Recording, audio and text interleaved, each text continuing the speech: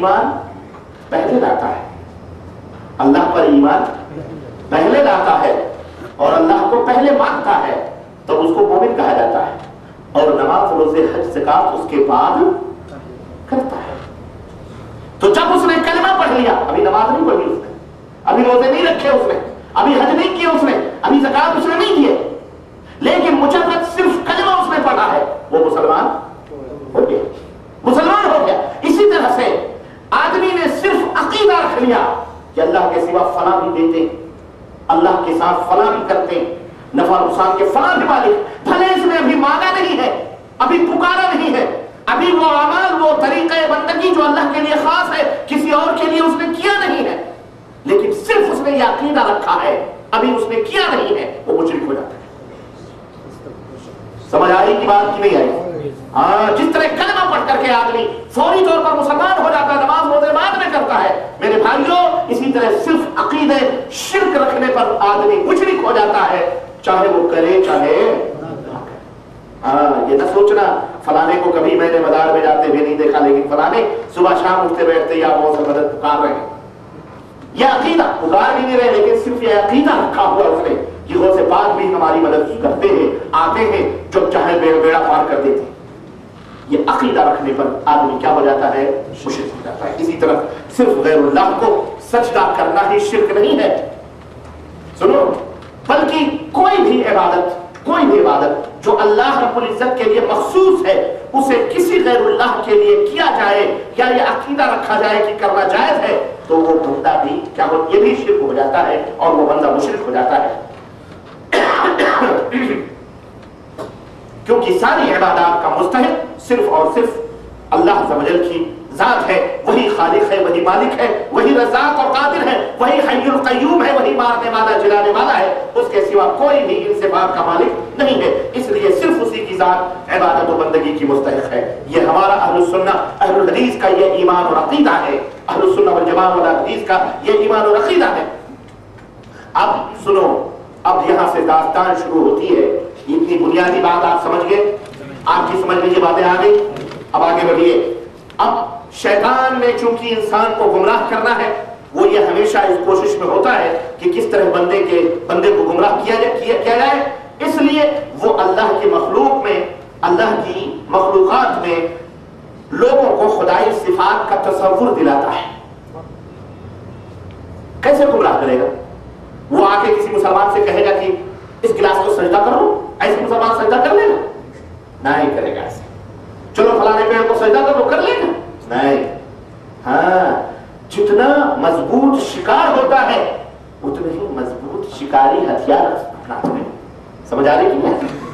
مچھر شکار کرنے کے لیے لوہے کی جالیاں نہیں لگائی جاتی، مچھر شکار کرنے کے لیے مچھردانی کے باریک تاری کافی۔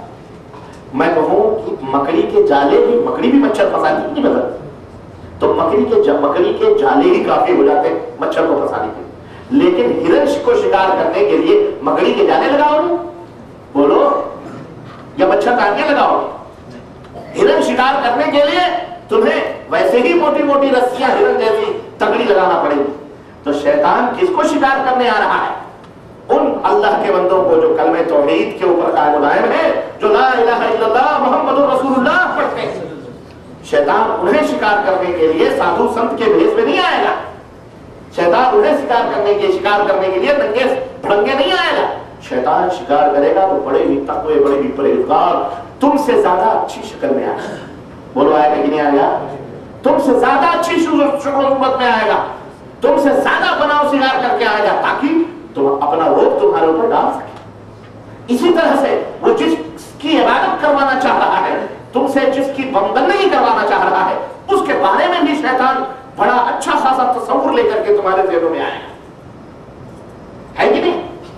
غور کر رہے ہو میری بات پہ کہ نہیں غور کر رہے ہو؟ غور سے سننا میری بات کو، بڑی اہم ضروری چیزیں ہیں جو میں آپ کو دے رہا ہوں۔ میرے عزیزوں، اب شیطان جب یہ بات سمجھ لیا آپ نے، تو اب یہ بندوں کے پاس آتا ہے، ان کے ذہنوں میں خدائی تصور کسی مخلوق کے بارے میں دلاتا ہے تاکہ لوگ شرک کریں۔ چنانچہ وہ کیا کہتا ہے؟ وہ کہتا ہے انبیاء، اولیاء، سنو یہ بہت اونچے مقام پہ ہیں، انبیاء کا مقام بہت اونچا ہے، مانتے ہو کہ نہیں مانتے ہو؟ بے شک مانتے ہو۔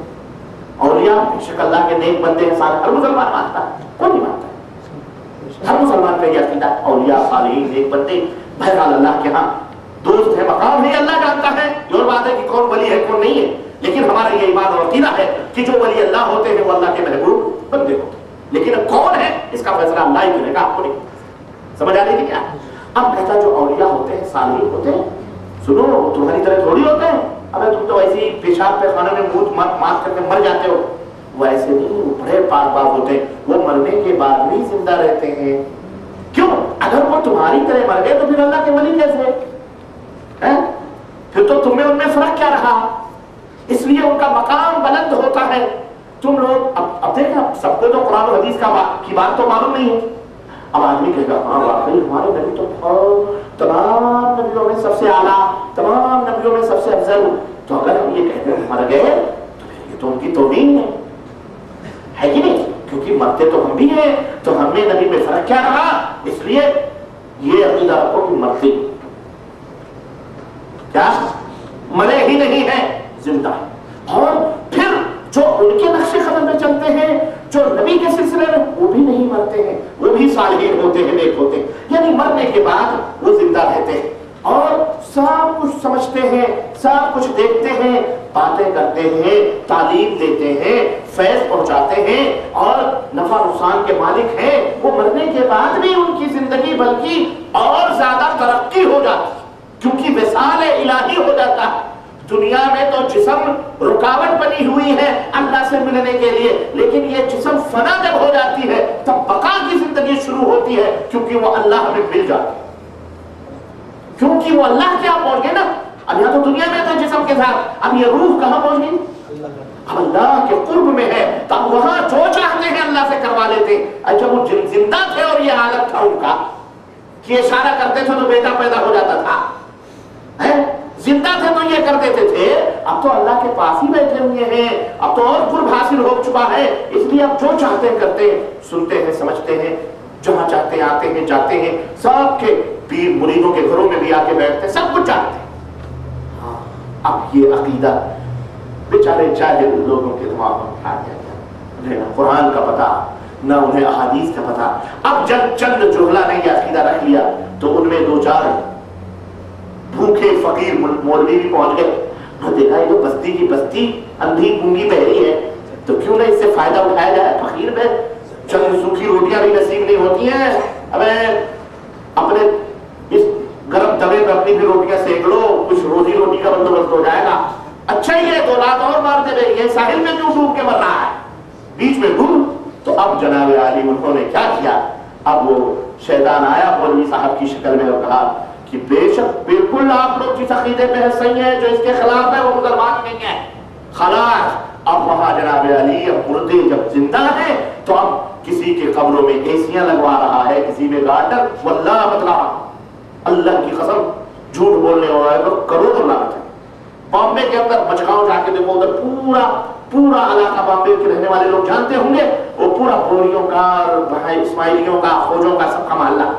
बाकायदे उनके पीर बाकायदे डिमांड करते हैं कि अबे तुम्हारा बाप रात को ख्वाब में आया था, बड़ी गर्मी अंदर पड़ रही है, एसी लगवा।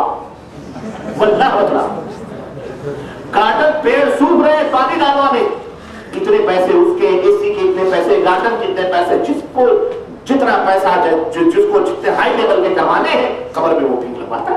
अब जनाब आली यही सब धंधे चल रहे। अब शैतान ने कहा तुम भी लो, अब इसी में सब सुन्नी बनने वाले भी सब आ गए।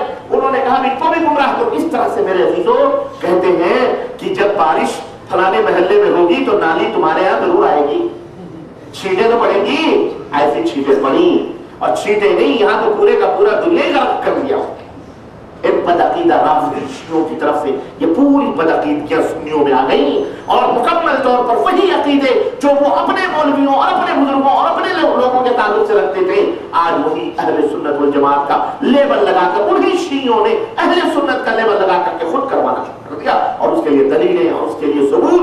अब कुरान करीम के ऊपर भी ये नालायक मरदूद लोग हाथ साफ करना नहीं भूलते, बल्कि कुरान करीम को भी अपने खुर्द बुर्द से इस किताब अल्लाह को जो अल्हम्दुलिल्लाह महफूज है और इंशाअल्लाह क़यामत तक महफूज रहेगी, इंशाअल्लाह तबारक व तआला इसको भी चीगम की तरह अपने मतलब کے لیے نکال نکال کر ثابت کرنا شروع کر دیا، اور جو مانے ان کو وہ مسلمان، اور جو ان کے ان تعویلات باطلہ کو اور ان کے ان بکواس کو نہ مانے وہ اہل سنت والجماعت سے خارج ہے، وہ کافر ہے، وہ بد مذہب ہے، بدعقیدہ ہے۔ سمجھ آئی کہ نہیں آئی؟ اس طرح سے شیطان نے جناب علی اپنا اڈا جمایا، اور یہ تمام سب بدعقید کیا وہاں سے شروع ہوئی۔ اور جب شیطان نے یہ عقیدہ دلوں میں، اور جب شیطان